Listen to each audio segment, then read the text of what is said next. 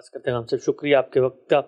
ہماری کوشش ہوتی ہے کہ غامدی صاحب کے اگر کوئی مختصر جوابات ہیں، کوئی اطلاقی تبصرے ہیں، تو اس سلسلے میں ان کا جو پورا کا پورا فکری سفر ہے، زاویہ نظر ہے، استدلال کا طریقہ ہے، پوری بات ہے، مکمل بات ہے، کہیں لکھی بھی ہے، تو اس کو ان نشستوں میں زیر بحث لائیں تاکہ مکمل نقطہ نظر کی وضاحت ہو سکے۔ ہم سب کل ہم نے آپ سے سوال کیا تھا درس نظامی کے حوالے سے، آپ کا ایک عمومی تبصرہ اس کے اوپر سامنے آیا کہ اگر تنقید کی جاتی ہے تو کس پہلو سے کی جاتی ہے۔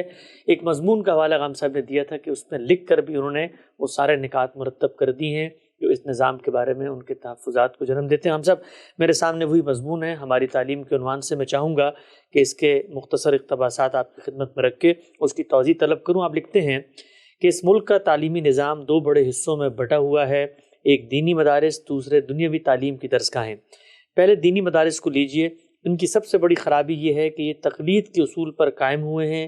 ان میں یہ بات پہلے دن سے طے کر دی جاتی ہے کہ حنفی ہمیشہ حنفی رہے گا اور اہل حدیث کو بہرحال میں اہل حدیث ہی رہنا ہے، اپنے دائرے سے باہر کہ کسی اہل علم کی کسی تحقیق اور رائے کے بارے میں تصور بھی ان کے ہاں ممنوعات میں سے ہے کہ وہ صحیح ہو سکتی ہے۔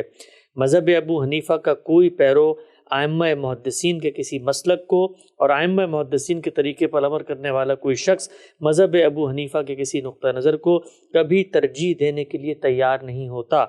ہر جماعت مصر ہے کہ اس کا مذہب ہر اعتبار سے اوفق بالقرآن و سنہ ہے اور اس پر اب کسی نظر ثانی کی ضرورت نہیں ہے۔ کوئی شخص ان مدارس میں یہ ماننے کے لیے تیار نہیں ہوتا کہ اس کے اکابر کی کوئی رائے اور تحقیق بھی کسی مسئلے کے بارے میں غلط ہو سکتی ہے۔ ہم صاحب یہ پہلا آپ نے ایک بنیادی اشکال اور اعتراض رکھا ہے اس تعلیمی نظام اور پورا کا پورا جو شاخلہ بنتا ہے اس کے نتیجے میں ہمارے یہاں دینی مدارس کا کہ تقلید کے اصول پہ مدارس قائم ہیں۔ کیا فرماتے ہیں آپ؟ مثلا ایک رائے آپ کو درست لگی ہے، آپ امام فراہی کے نقطہ نظر کے حامل ہیں، تو یہاں پر جو آپ تفسیر پڑھاتے ہیں وہ آپ ہی کے استاد امام کی لکھی بھی ہوتی ہے۔ اب یہ تعلیمی ادارہ بنا ہے، مثال کے طور پہ المورد ہے، غامدی سینٹر ہے، تو کوشش ہماری یہ ہوتی ہے کہ جو مولانا فراہی یا کم سے کم دبستان شبلی جن کی تصویریں آویزیں ہیں ان کی آراء کو لوگوں تک پہنچائیں، تو ہر تعلیمی نظام جو بنے گا اس کے بڑوں نے جس رائے کو ترجیح دی ہوگی وہی لوگوں کو پڑھائیں گے نا۔ تعلیمی نظام اس مقصد سے نہیں بنایا جاتا۔ تعلیمی نظام میں سب سے اہم چیز یہ ہوتی ہے کہ ہم جن لوگوں کو تعلیم دے رہے ہیں ان سے ہم کیا کام لینا چاہتے ہیں۔ جب آپ کہتے ہیں کہ ہم نے علماء تیار کرنے ہیں، تو یہ علماء جب علماء کی حیثیت سے معاشرے میں جائیں گے تو وہاں دین کی دعوت پیش کریں گے۔ ایک کام یہ ہے، وہاں وہ کسی دینی مسئلے پر تحقیق کر کے اپنے نتائج تحقیق سامنے رکھیں گے، اور ان کا اگر یہ ذوق ہو وہ طالب علموں کو دین پڑھائیں گے۔ جس زمانے میں آپ یہ سب کام کر رہے ہیں، کیا وہ ایسا زمانہ ہے کہ جہاں ایک روایت قائم ہو گئی، اس کی بنیاد پر کچھ ادارے بن گئے؟ ریاست کا نظم بھی کسی ایک تعبیر کو قبول کر کے اپنے معاملات کو چلا رہا ہے۔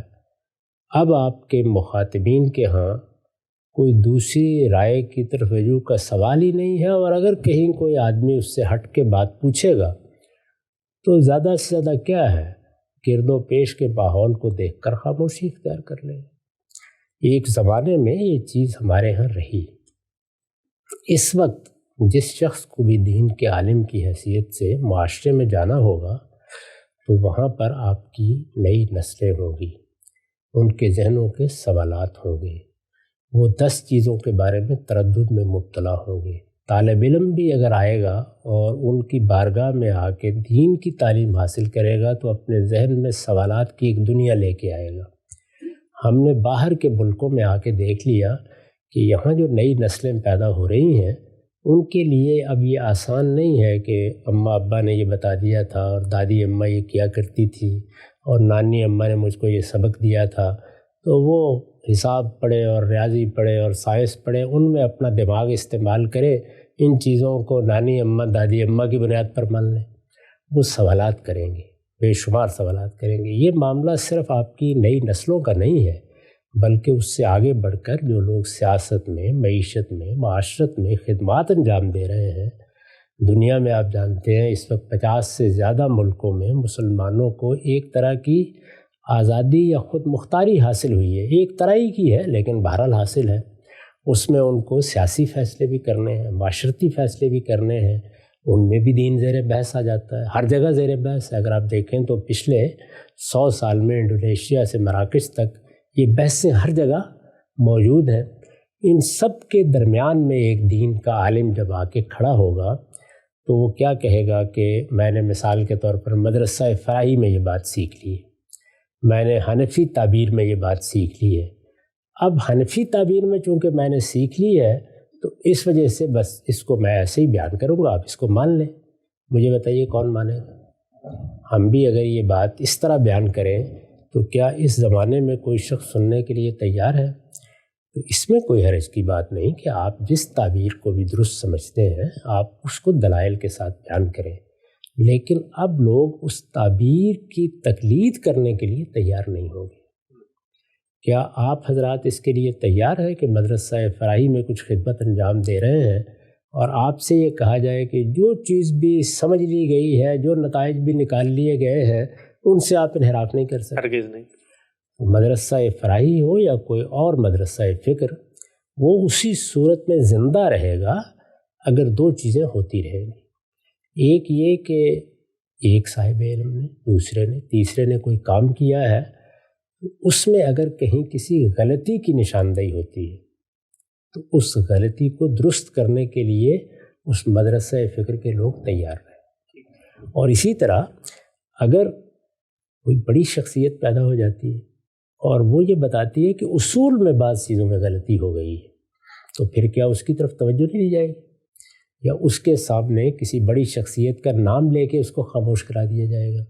تو یہ تقلیدی ذہنیت ہے جو اس نظام میں بطور اصول اختیار کی گئی ہے، یہ اب نہیں چل سکتی۔ جو جملہ میں نے کہا تھا اور جس کے اوپر کچھ لوگوں نے احتجاج بھی کیا یا ان کو گراں گزرا، جملے کو الگ کر دیجیے، جو بات اس سے بتانی مقصود ہے وہ تو ایک حقیقت ہے کہ اب آپ تقلیدی ذہنیت کے ساتھ دین کا علم نہ سیکھ سکتے ہیں نہ اس کو سکھا سکتے ہیں، وہ زمانہ گزر گیا۔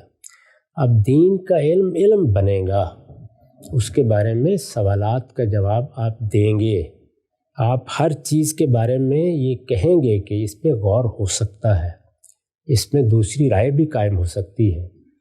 علم کو آپ ایک زندہ علم کی حیثیت سے تو لوگوں تک منتقل کر لیں گے، لیکن اس زمانے کے لوگوں میں کوئی شخص کسی کو پیغمبر ماننے کے لیے تیار ہو جائے گا، کسی روایت کو پیغمبری کی حیثیت دینے کے لیے تیار ہو جائے گا؟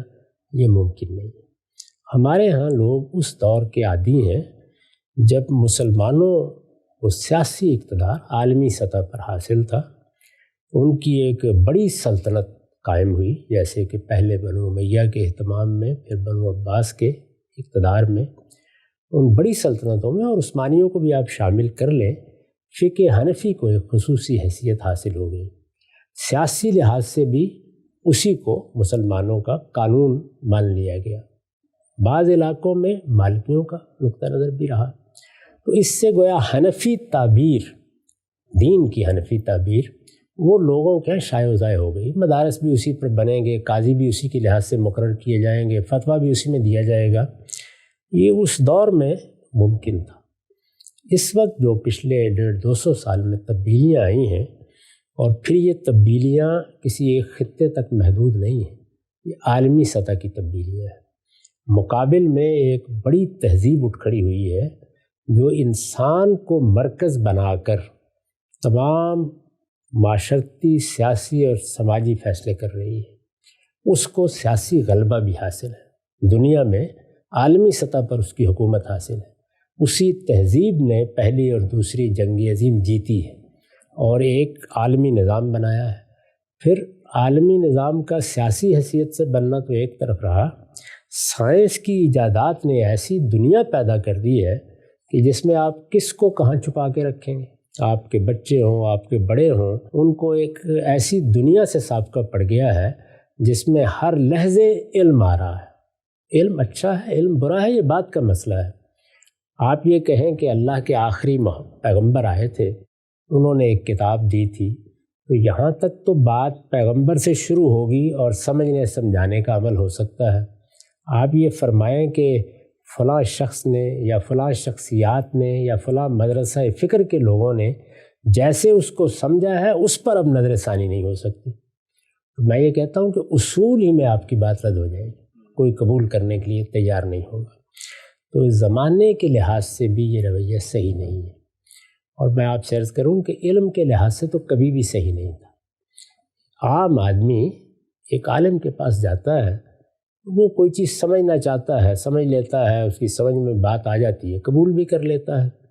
یہ رویہ دنیا کے ہر علم میں ہم اختیار کرتے ہیں، سائنس میں اختیار کرتے ہیں، طب میں اختیار کرتے ہیں، انجینئرنگ میں اختیار کرتے ہیں، لیکن کسی علم کے علماء بھی یہ طے کر لیں کہ ان کو جو کچھ وہ مان چکے ہیں اس پر نظر ثانی نہیں کرنی۔ یعنی آپ کو اگر یہ پتہ چلے کہ ہمارے ہاں ایک بڑے ڈاکٹر صاحب ہیں، اپنے زمانے میں انہوں نے طب کا علم بہت ذوق شوق سے پڑھا تھا، برسوں اس میں انہوں نے مہارت پیدا کی، لیکن وہ اب طے کر چکے ہیں کہ کسی نئی تحقیق کو نہیں دیکھیں گے، اور پچھلے 15-20 سال سے وہ کسی نئی تحقیق کی طرف التفات کرنے کے لیے تیار نہیں۔ ان کا خیال یہ ہے کہ جو کچھ طب کا علم اپنے منتہا تک پہنچنا تھا وہ پہنچ گیا۔ مجھے یہ بتائیں کہ آپ ان کے بڑے نام کے باوجود بھی ان سے علاج کرانے کے لیے جانے کے تیار ہوں؟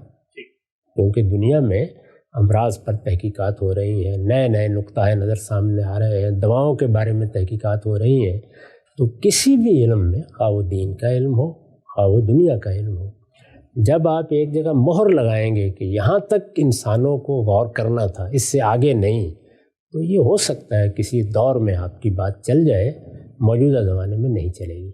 اس لیے میں نے عرض کیا ہے کہ اس کو تبدیل کرنا ضروری ہے، یعنی اس کا تعلق نصاب سے نہیں ہے، اس نظام فکر سے ہے جس پر وہ پورا نصاب قائم ہے، جس کے مطابق تعلیم دی جاتی ہے۔ تو تقلیدی ذہن کے ساتھ موجودہ زمانے میں جو عالم پیدا کیا جائے گا وہ قابل قبول ہی نہیں ہوگا، اور آہستہ آہستہ یہی صورت پیدا ہوئی ہے اور بڑے پیمانے پر پیدا ہوئی ہے۔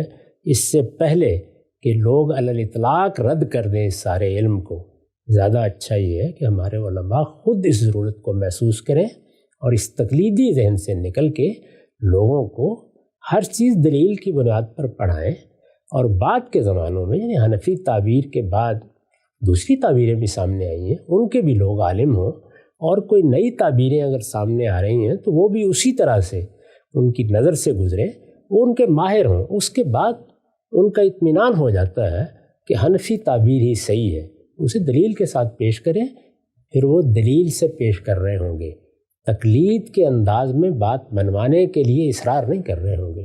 اس اصرار کی نہ ان کے لیے گنجائش باقی رہی ہے، نہ اب آپ نئی نسلوں کو اس پر مطمئن کر سکتے۔ نقطہ نظر واضح ہوا۔ ہم سب پہلی تنقید آپ کی یہ ہے کہ جو نظام تعلیم تقلید کی بنیاد پر استوار ہو وہ چل نہیں سکتا۔ ذرا اس کو تھوڑا سا اور ڈائسیکٹ کر کے میں اس ذہن کی مشکل آپ کے سامنے رکھتا ہوں جو ہمارا اصلاً مخاطب ہے اس باب میں۔ آپ نے ایک بات بڑے تواتر سے فرمائی کہ زمانہ بدل گیا ہے، حالات بدل گئے ہیں، کوئی ڈاکٹر صاحب جو ہیں وہ اگر اپنے آپ کو اسٹیٹک کر لیں تو آگے معاملہ نہیں چل سکتا سائنس کا۔ کہا ہی جاتا ہے کہ جتنی مثالیں آپ دیتے ہیں یہ تو ہیں دنیاوی علوم کی مثالیں، دین کے علم کے اندر تو اصل چیز نقل پر مبنی ہے، وہی قرآن ہے، وہی سنت ہے۔ زمانہ بدل جائے، ترقی آئے، تنزلی آئے، لوگوں کے لیے فائدہ مند ہو، نقصان دہ ہو، وہ تو اپنی جگہ پر قائم رہے گا۔ یہ زمانے کی تغیر اور یہ جو دنیاوی علوم ہے اس سے دینی علوم کو کیسے کمپیئر کرتے ہیں؟ وہ تو وہی پر مبنی ہے، وہی تو قدیم سے کھڑی ہوئی ہے، اسی وہی کا ہم نے ترجمہ کرنا ہے، اسی کی توضیح کرنی ہے، اسی کی شرح کرنی ہے، اسی کی تفسیر کرنی ہے، الفاظ کا معنی تواتر سے ہم تک پہنچ چکا ہے۔ تو یہ دنیاوی علوم کے اندر ارتقاء، ترقی، غور و فکر، اس کو دین سے کیسے کمپیئر کرتے ہیں؟ دنیاوی علوم بھی فطرت کے مطالعے پر مبنی ہے، فطرت بھی ہمیشہ سے ایک ہی ہے۔ دینی علوم اس چیز کے مطالعے پر مبنی ہے جو خدا کی طرف سے آئی ہے، اس میں بھی کوئی نئی چیز نہیں آئے گی۔ قرآن مجید اللہ کی کتاب کی حیثیت سے موجود ہے، اس کو سمجھنے کا عمل خواہ فطرت کا مطالعہ ہو انسان کر رہا ہے، خواہ دین کے ماخذ کا مطالعہ ہو انسان کر رہا ہے۔ انسان جب کسی چیز کا مطالعہ کرتا ہے تو وہ غلطیاں کرتا ہے، بعض موقعوں پر وہ صحیح نتائج تک نہیں پہنچتا، اس کا علم ناقص رہ جاتا ہے۔ بارہا ایسا ہوتا ہے کہ کہ ایک چیز کی طرف بڑے سے بڑے آدمی کو بھی توجہ نہیں ہوئی ہوتی۔ یہ سب معاملات ہم جس طرح انسانی علوم میں دنیوی پہلو سے دیکھتے ہیں، اسی طرح انسانی علوم میں دین کے پہلو سے بھی ہوں گے۔ بہت اہم بات، یعنی یہ بھی انسانی علوم ہے۔ اگر ایسا نہ ہوتا تو پھر تو ابو حنیفہ کے بعد کسی شافعی کی ضرورت ہی نہ ہوتی، اس لیے کہ ایک ہی دین تھا، جتنا سمجھنا تھا سمجھ لیا۔ پھر ان کے بعد کسی احمد بن حنبل کی ضرورت نہ ہوتی، ان کے بعد کسی ابن تیمیہ اور کسی ابن قیم کی ضرورت نہ ہوتی، ان کے بعد کسی ابن حزم کی ضرورت نہ ہوتی، ان کے بعد کسی غزالی کی اور کسی شاطبی کی ضرورت نہ ہوتی۔ یہ جو علماء پیدا ہوئے ہیں، اتنے بڑے بڑے علماء، وہ کیا کر رہے ہیں؟ وہ یہ کر رہے ہیں کہ جو روایت آپ کو مل رہی ہے انسانی فکر کی یا انسانی علم کی، اس کا جائزہ لیتے چلے آ رہے ہیں، دیکھ رہے ہیں اس کو کہ اس میں کہیں کوئی خامی تو نہیں رہ گئی، غلطی تو نہیں۔ اچھا، پھر یہ کہ خامی اور غلطی تو نہیں معلوم ہوئی، لیکن وقت کے ساتھ اس کی پیشکش کا انداز بدلنے کی ضرورت پڑ گئی ہے۔ تو اسی وجہ سے ایک ہی علم میں اصول فقہ کی مثال کے طور پر کتاب لکھ دی گئی، تو پھر اس کتاب ہی کو ہمیشہ رہنا چاہیے۔ دوسرا آدمی کیسے کیوں لکھتا ہے؟ ایک فکر کے اندر لوگ پریزنٹیشن میں، پیشکش میں تبدیلیاں کرتے چلے جاتے ہیں۔ تو انسانی علوم میں یہ سارے مراحل ہر جگہ پیش آتے ہیں۔ اس کا کوئی تعلق اس سے نہیں ہے کہ دنیوی معاملات میں یہ پیش آئیں گے اور دینی معاملات میں پیش نہیں آئیں گے۔ جب انسان کسی چیز کا مطالعہ کرے گا، وہ فطرت کا مطالعہ کرے گا، تو دنیوی علوم وجود میں آئیں گے۔ وہ قرآن کا مطالعہ کرے گا، حدیث کا مطالعہ کرے گا، دینی علوم وجود میں آئیں گے۔ وہ بھی انسان ہیں جو مطالعہ کرنے کے لیے اٹھے، یہ بھی انسان ہے۔ ان کے نتائج فکر انسان کے نتائج فکر ہیں، اور انسان کے نتائج فکر کبھی غلطی سے پاک نہیں ہو سکتے۔ انسان خطا اور نسیان کا مجموعہ ہے، وہ غلطی کرتا ہے، بڑے سے بڑا آدمی بھی غلطی کرتا ہے۔ تو اس لیے یہ استدلال کسی جگہ بھی قابل قبول نہیں ہوتا۔ یہ نہیں کہا جا رہا کہ مذہب پر کوئی نظر ثانی کی ضرورت ہوتی ہے۔ مذہب تو اللہ کا حکم اور اللہ کا فرمان ہے، وہ پیغمبر کے ذریعے سے دے دیا گیا، اس کے فہم پر نظر ثانی کی ضرورت ہے۔ اور یہ آج ہم جو گفتگو کر رہے ہیں، اگر اس کو بھی آپ جمود کی نظر کر دیں گے اور یہ کہیں گے کہ نہیں، اب یہ فلاں اور فلاں عالم نے جو کچھ کہہ دیا ہے وہ حتمی چیز ہو گئی ہے، تو بالکل وہی تنقید جو اس وقت ہم کر رہے ہیں وہ یہاں بھی روا ہو جائے گی۔ ہر جگہ آپ کو یہ کرنا پڑتا ہے کہ آپ علم کے دریا کو بہتا رہنے دیں، اس میں نئے نئے لوگ آتے رہیں، وہ تنقید کرتے رہیں، وہ چیزوں کی اصلاح کرتے رہیں۔ اس طرح علم ایک بڑی روایت بنتا ہے، اور ہمارے ہاں وہ ایسی روایت بنا ہے۔ یہی تو وجہ ہے کہ بہت بڑے بڑے فقہا پیدا ہوئے ہیں، متکلمین پیدا ہوئے ہیں، صوفیہ پیدا ہوئے ہیں، وہ اپنی اپنی تعبیر پیش کر رہے ہیں۔ کسی جگہ ان میں امتزاج کی ضرورت ہوتی ہے، کہیں کسی چیز کی تردید کی ضرورت ہوتی ہے۔ عالم کو اس پوری روایت کے اندر کھڑے ہو کر، اس روایت کو سمجھ کر آگے بڑھنا چاہیے کہ اب اس زمانے میں وہ بات کیا ہے جو میں بیان کر رہا ہوں، اس کا استدلال یا اس کی ریزننگ کیا ہے، اور اس کی پیشکش کیا پرانی تو نہیں ہو گئی۔ یعنی اس وقت آپ دیکھیں ہمارے ہاں بڑے جلیل القدر علماء پچھلی 2 صدیوں میں پیدا ہوئے ہیں، ان میں سے بعض علماء کی تصنیفات اردو ہی میں ہے یا فارسی میں ہے، وہ آج کے زمانے کا فارسی جاننے والا یا اردو جاننے والا پڑھ نہیں سکتا۔ پیشکش کے انداز بدل گئے، یعنی وہ اسالیب نہیں رہے۔ تو اس لیے یہ مانا ہی نہیں جا سکتا کہ کسی انسانی چیز کو بھی آپ یہ حیثیت دے دیں کہ یہ چونکہ دین ہے تو اس لیے اس میں کوئی دوسری رائے نہیں ہو سکتی۔ یہ شرف اگر کسی چیز کو حاصل ہے تو وہ صرف پیغمبر کی بات کو حاصل ہے کہ وہ قیامت تک کے لیے تازہ رہے گی۔ انسانی معاملات میں تازگی ختم ہونا شروع ہو جاتی ہے۔ اس کو جیسے ہی آپ کسی ایک جگہ بند کر دیں گے تو آپ تعفن پیدا کریں گے۔ تقلیدی ذہن کے ساتھ نہ دنیا میں آپ جی سکتے ہیں نہ دین میں جی سکتے ہیں۔ بالکل خوبی سے نقطہ نظر واضح کیا غام صاحب اپنے سوال پہ۔ اچھا یہ بتائیے گا کہ وہ لوگ کہتے ہیں کہ جی یہ جو آپ کہتے ہیں کہ جمود ہے اور اثر و غور و فکر کا رستہ بند کر دیا گیا ہے اور نئے افکار کو اس طرح قبول نہیں کیا جاتا، اور دلیل کی بنیاد پر جو ہے وہ اس کی حاکمیت اور برہان کی روشنی میں فیصلہ کرنا، یہ رویہ وہ کہتے ہیں نہیں، یہ رویہ تو ہمارے پیدا ہوتا ہے۔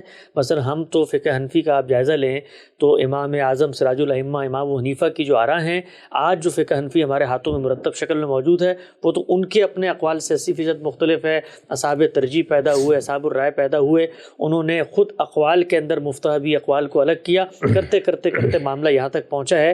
تو یہ کیسے ایک سانس میں آپ کہتے ہیں جی کہ بغیر دلیل کے؟ ہم تو دلیل کی بنیاد پر خود اپنی فقہ کے اندر مفتہبی اقوال کو الگ کرتے ہیں اور ترجیح قائم کر رہے ہوتے ہیں۔ دین کا معاملہ اب صرف فقہ ہی تک تو محدود نہیں ہے، اس میں بے شمار نئے مسائل آپ کو پیش آئیں گے۔ دین اپنی اساسات میں زیر بحث ہے، الحاد کی ایک بڑی تحریک آپ کے مقابلے میں کھڑی ہے، دنیا نے بہت سے نئے چیلنج پیدا کر دیے ہیں، اور پھر یہ جو تقریر آپ نے فرمائی ہے تو خود بتا رہی ہے کہ انسانی علم کو پے در پے اس کی ضرورت ہے کہ اس میں ارتقا ہوتا رہے۔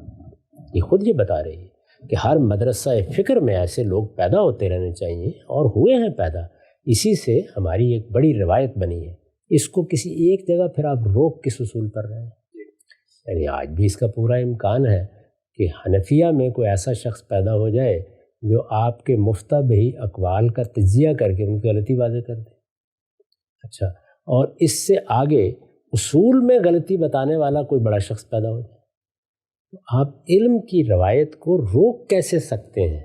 اپنے زمانے کے لحاظ سے کوئی بڑا ڈاکٹر ہوگا، ہوا پیدا، اس کے ہاتھ میں شفا بھی تھی، لوگ جاتے بھی رہے، لیکن وہ اپنے علم کا دروازہ بند کر کے بیٹھ جائے گا تو کیا آپ اعتماد کریں گے پھر اس کے اوپر؟ تو کہا یہی تو جا رہا ہے کہ آپ کے ہاں یہ عمل جاری تھا، اس کو رہنے دیجئے، اور بلکہ اس کو اپنے تنگنائے میں نہیں بلکہ وسعت کے ساتھ پورے علم تک پھیلا دیجئے۔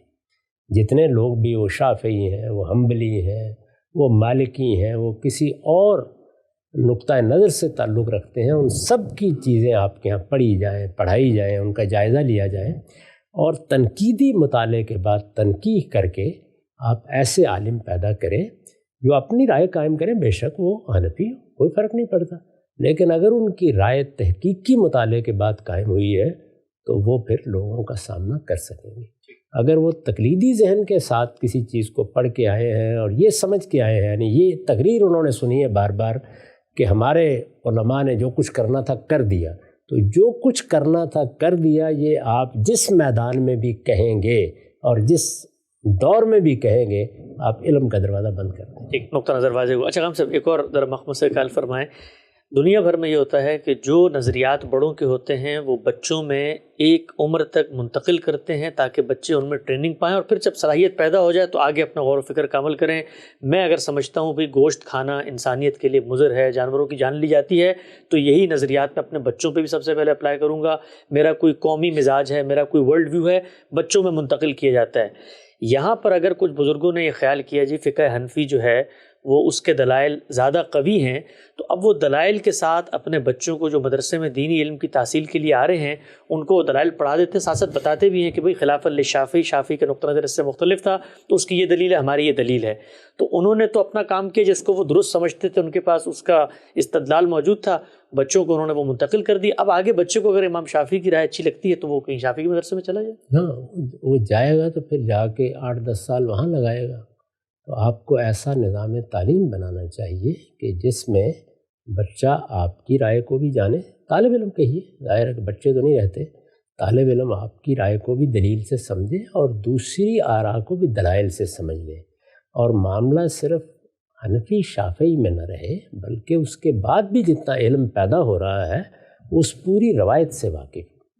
یعنی ہمارے ہاں جو دنیوی علوم ہے ان میں ایک اچھا عالم، خواہ وہ سائنس کا ہے، طب کا ہے یا کسی اور چیز کا ہے، وہ مسلسل دیکھتا رہتا ہے نئی تحقیق کیا ہو رہی ہے، نئے رجحانات کیا پیدا ہو رہے ہیں، چیزوں کو کس کس زاویے سے دیکھا جا رہا ہے۔ اگر آپ یہ دروازہ بند کر دیں گے تو اس کے بعد وہ آپ کا پرانا استدلال ہے جس کو آپ دہراتے چلے جائیں گے، اس پر اگر کوئی تنقید ہو چکی ہے تو طالب علم اس سے واقف ہی نہیں ہوگا، اور اگر اس میں عصبیت پیدا کر دی گئی ہے تو اس عصبیت کو توڑ کر اسے بات سننے کے لیے آمادہ کرنا بھی ناممکن ہو جائے گا۔ یہی صورتحال اگر آپ دیکھیں تو جو لوگ ان مدارس سے پڑھ کے آتے ہیں ان کے ہاں پیدا ہو جاتی ہے، ان کے ساتھ علمی مکالمہ کرنا ممکن نہیں ہوتا، وہ اس کی فضا میں جیتے ہی نہیں ہیں، وہ عام لوگوں کے سوالوں کا جواب دیتے ہوئے بھی، ان سے بات کرتے ہوئے بھی نہ وہ زبان اختیار کرنے کی پوزیشن میں ہوتے ہیں، نہ وہ لب و لہجہ، نہ وہ استدلال کا طریقہ جو موجودہ زمانے میں ایک پڑھا لکھا آدمی ان سے تصور کرتا ہے کہ مجھے ملے گا۔ اس چیز کو جتنی جلدی محسوس کر لیا جائے اتنا ہی بہتر ہوگا. یہ خیر خواہی کی بات ہے جو کہی جا رہی ہے. نظر واضح ہوگا صاحب، آخری دو کنکلوڈنگ کمنٹس. یہ جو تقلید کا پورا ایک نظریہ ہمارے ہاں نظر آتا ہے، مذہبی علماء میں پیدا ہوا، کچھ تو اس کے انہوں نے کلامی کچھ دلائل دینا قرآن مجید سے اب شروع کر دی ہے، لیکن جو ذہین لوگ ہیں خود اس نظام کے اس فن کو کہتے ہیں کہ بھی تقلید ایک انتظامی ضرورت تھی، اس لیے کہ قاضی مقرر ہوتے تھے پوری ریاست میں، ان سب کو ایک یونیفارم کوڈ آف کنڈکٹ، ایک لا دینا ہوتا تھا جس کے بعد ہر جگہ وہ یکساں فیصلے کر سکیں اور سب اس کی تقلید کریں، اس کو مانیں. تو یہ پورا کا پورا تصور بھی ایک خاص زمانے میں پیدا ہوا. اب چونکہ آپ فرماتے ہیں زمانہ بدل چکا ہے، لہٰذا اس نظام پر آگے جو ہے وہ آپ کی عمارت نہیں کھڑی ہو سکتی. ممکن نہیں ہے. وہ ایک بادشاہی نظام تھا، اس میں قاضیوں کا تقرر کیا جاتا تھا، ایک قانون کی روایت، ہاں بڑی اچھی روایت تھی، وہ پیدا ہو گئی تھی. تو لوگوں کو یونیفارم رکھنے کے لیے انہوں نے کچھ فیصلے کیے، اس زمانے کے لحاظ سے درست فیصلے تھے. اب یہ فیصلے نہیں کیے جا سکتے. آپ کو ان سے اوپر اٹھ کر بہت سے معاملات کرنے. اور میں پھر گزارش کر دوں کہ معاملہ صرف فقہ یا قانونی معاملات کا نہیں ہے، معاملہ پورے دین کا زیر بحث ہے. یعنی دین اپنی اساس میں کیا ہے، اس کا بنیادی استدلال کیا ہے، ہم ایک پروردگار کو کیوں مانتے ہیں، اس کی کیا صفات ہیں جس پر ہمیں ایمان رکھنا ہے، آخرت کیا ہے، وہاں پیش ہونا ہے. اب ہماری نسلوں کے یہ سب سوالات ہیں. ان سوالوں کا جواب دینے کے لیے آپ کسی علم کی طرف مراجعت کریں گے نا، تو اگر وہ علم اپنے زمانے کے لحاظ سے مؤثر بھی تھا تو ضروری نہیں کہ وہ پے در پے مؤثر ہی رہے. اس میں آپ نئی چیزوں سے واقف کریں، اپنے آپ کو نئے استدلالات سے واقف کریں اور ایسا تعلیمی نظام وضع کریں جو تحقیقی ذہن پیدا کرے. تحقیقی ذہن کے لوگ ہوں گے جو موجودہ زمانے کے مزاج کے سامنے دین کی دعوت پیش کر سکیں. اچھا، ہم سے بھی کہا جاتا ہے کہ یہ جو بار بار کہتے ہیں جی موجودہ زمانے کے مزاج، کون سا مسئلہ ہے جو مثلا ہم درس نظامی کے جو ہمارے فضلاء ہیں اس نظام تعلیم نے حل نہیں کیا، بلکہ ابھی حال ہی میں ایک ڈیبیٹ ہوئی، اس میں کہا بھی دیکھیں درس نظامی ہی کا آدمی تھا جس نے الہاد کے منہ پہ تماچا مارا اور بالکل اس کو خاموش کر دیا. معیشت کے مسئلے پیدا ہوئے، اسلامک بینکنگ کے، حلال حرام، جیلیٹن، یہ وہ جو کچھ اجتہادی مسائل ہوتے ہیں، وہ کہتے ہیں ہم ہر ایک میں رہنمائی تو کر رہے ہیں پوری. کون کہتا ہے کہ رہنمائی آپ نہیں کر رہے، لیکن اس رہنمائی میں اگر کچھ دوسری رہنمائی کی چیزیں بھی سامنے آ گئی ہیں تو ان سے صرف نظر نہ کریں، ان کو بھی اسی طرح سامنے رکھیں.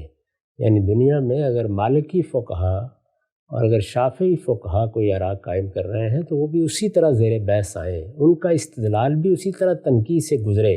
آخری نتیجے میں بے شک آپ وہی بات مان لیں جو آپ کہہ رہے ہیں، لیکن آپ کا رویہ استدلالی ہو جائے گا. جب آپ پابندی لگائیں گے، اپنے ذہن پر لگائیں یا اپنے مخاطب کے، تو آپ علم کا دروازہ بند کریں گے. یہ کوئی نہیں کہہ رہا کہ آپ اپنی رائے چھوڑ دیں، آپ کو اطمینان ہے تو اپنی ہی رائے پر رہیں، لیکن اپنی رائے کیسے قائم کرنی ہے، دوسری آراء سے کیسے استفادہ کرنا ہے، اگر اپنی رائے کی غلطی واضح ہو جائے تو کیسے اس کو قبول کرنا ہے، یہ تحقیقی ذہن ہے. اس تحقیقی ذہن کے بغیر آپ دور حاضر میں نہیں جی سکتے. خان صاحب نقطہ آپ کا واضح ہوا. خان صاحب نے جو پوری تنقید اس پہلے پیراگراف میں کی ہے، ایک اطلاقی مثال سے خان صاحب کی خدمت میں رکھ دوں. ہم جب دینی مدرسوں میں پڑھتے تھے، اسی نظام تعلیم اور اس سے جو ایک رویہ، ایک ماحول، ایک مزاج پیدا ہوتا ہے، آپ کے افکار سے جب ہم متعارف ہوئے تو آپ کی کتابیں ہم وہاں پر لے کر گئے. وہ کتابیں لی بھی گئیں لیکن لے کر لائبریری میں ایک سیکشن میں رکھ دی گئیں، اور سیکشن کے اوپر لکھا تھا کتب باطلہ کا سیکشن.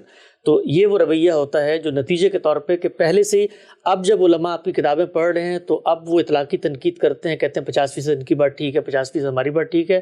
تو اگر وہ رویہ اپنائیں، جو ٹیک اوے لیسن ہے آپ کا وہ یہ کہ سب کے لیے دروازے کھولیں، اور اگر آپ فقہ بھی پڑھا رہے ہیں تو اس میں جو کچھ آج کل جدید یونیورسٹیوں میں ایک طرح کا نظام ہے فقہ المخلط کا کہ کمپریہنسو اسٹڈیز ہوتی ہے، اس طرح کے نصابات بننے چاہیے. اس طرح کے نصابات بھی بنے، وہ ذہن پیدا ہو. نصاب بھی اتنا اہم نہیں ہے. آپ حنفی فقہ کی کتاب سامنے رکھ کے پڑھا رہے ہیں تب بھی آپ تحقیقی ذہن پیدا کر سکتے ہیں. میں اصل میں اس ذہن کی بات کر رہا ہوں. جب تک آپ اپنے مخاطب کو، اپنے طالب علم کو ذہنی لحاظ سے بلند نہیں کریں گے کہ وہ ہر چیز کو تحقیق کے زاویے سے دیکھنا سیکھے.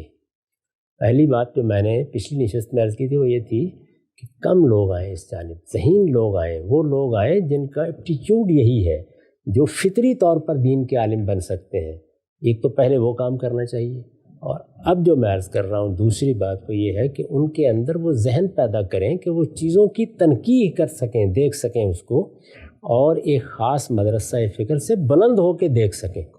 کوئی مدرسہ فکر اگر اپنے بارے میں یہ طے کر لے ہم بھی طے کر لیں کہ آج کے بعد ہم امام فراہی کی کسی رائے پر تنقید کی نظر نہیں ڈالیں گے، استاد امام امین احسن اصلاحی کے کسی نتیجہ فکر کو چیلنج نہیں کریں گے، تو بس اس دن کے بعد علم کا دروازہ بند ہو گیا۔ یعنی اب اس کے بعد پھر ہم میں اور دوسرے لوگوں میں کوئی فرق باقی نہیں رہے گا۔ تو اپنے طالب علموں میں یہ چیز پیدا کرنا کہ غور کرو، چیزوں کو چیلنج کرو، ان کے بارے میں سوال اٹھاؤ، ان کو بنیاد سے سمجھنے کی کوشش کرو، استدلال جہاں سے چلا ہے وہاں سے اس کو دریافت کرو، اور اسی طرح سے دنیا میں جو لوگ اس فن میں کام کر رہے ہیں ان کی تحقیقات کا مطالعہ کرو۔ یہ تحقیقی ذہن ہے، اس میں یہ کہیں نہیں کہا جا رہا کہ لازماً آپ دوسری رائے قبول کر رہے ہیں۔